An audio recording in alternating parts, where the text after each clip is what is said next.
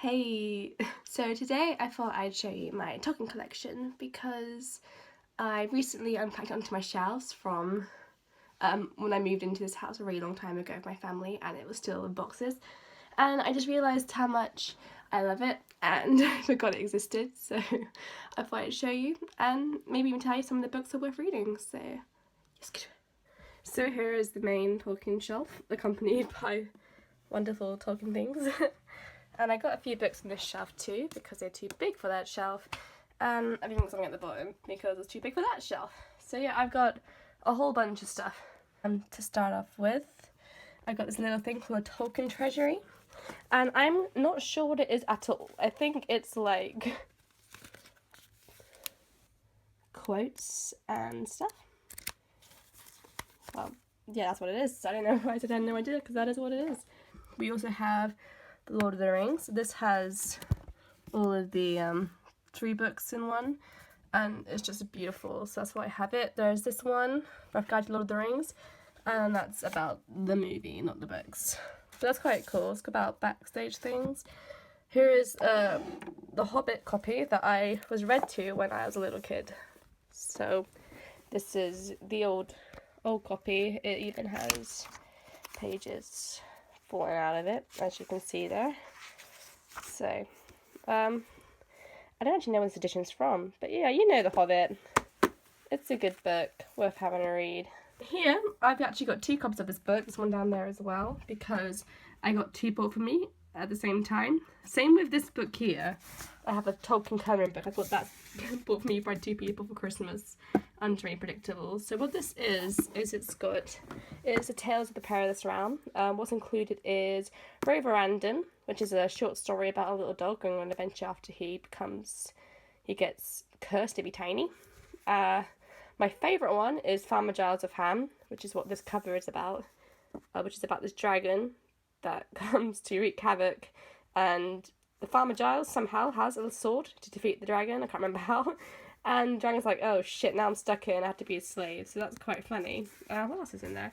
Oh yeah, there is The Adventures of Tom Bombadil, which are obviously the poems and songs about Tom Bombadil. Smith of Wootton Mayor, which is this weird thing about this guy that goes to the fairyland. I can't really remember it that well. And Leaf by Niggle, which is a really heartwarming story about these 2 guys that live next to each other, and he's trying to paint this leaf and something I don't remember. I'm sorry. Annoyingly, back in Southampton, because I'm home at the moment, I have another edition of Tales of the Perilous Realm where it's this big box and then the most beautiful hardback books, and it's got 1 book for each thing in it. And it's really beautiful, but I haven't got that here.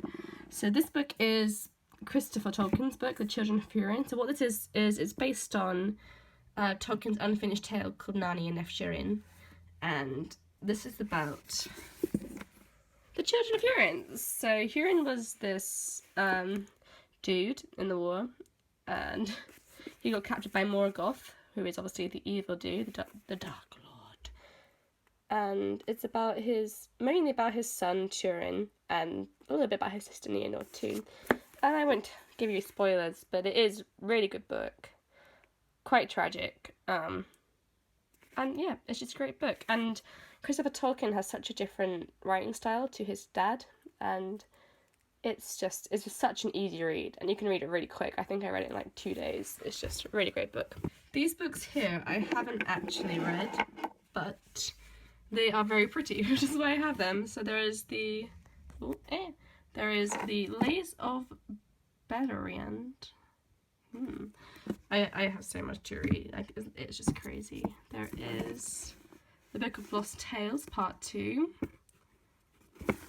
The Shaping of Middle-earth.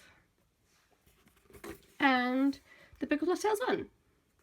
And they're just such beautiful editions that I couldn't resist having them. I'm such a slut for editions. I don't even care. Let's put this back in a better order. Like that. Yeah. So, next to those 2, I have my 2 books by David Day that I own, which is The Atlas of Tolkien and Tolkien, A Dictionary. So David Day is basically like Tolkien's biggest fan, and he writes all this stuff about Middle-earth. So obviously this is about the world, it's got so many kind of cool terms in it too.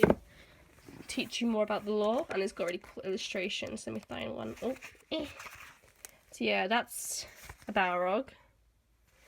It's a really good one over here somewhere. Look at that. What a cool dude, Gandalf. But yeah, it's just got like, it's a dictionary of stuff to do with Tolkien's universe. So if you want to know more about the lore, it's really cool. Also, these are Multiple editions, which are just, you know, beautiful. That's what drew me to them in the first place.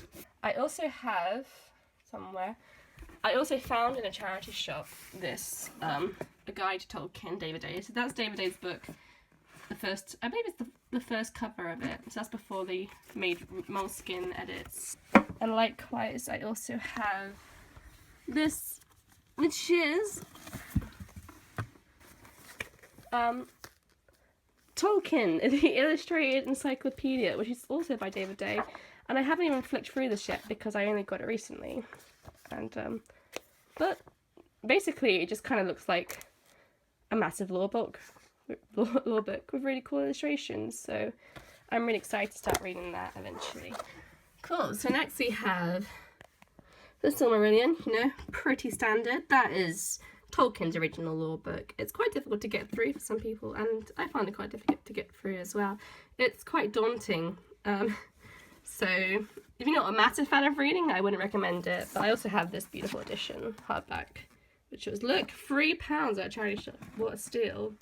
And then we also have the Book of Lost Tales, Part 1, which I bought before I bought the Uspree edition. I still haven't read it. And Unfinished Tales, which is like, what, 9 and extra in, and a whole bunch of other stuff. And it's great. It took me a really long time to read, though. It's kind of like, you can just kind of put it down and pick it up. It's not too hard. So on this next shelf, we have Tolkien World Colouring Book, which I have never done because I'm really bad at colouring.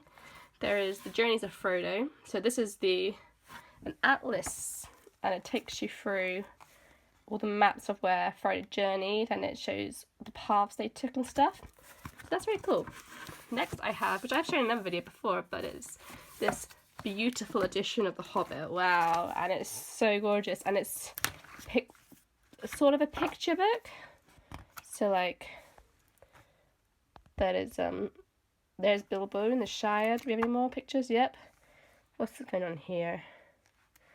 So yeah, it's part picture book, mostly not, but there are some pretty illustrations, and that's just a beautiful book.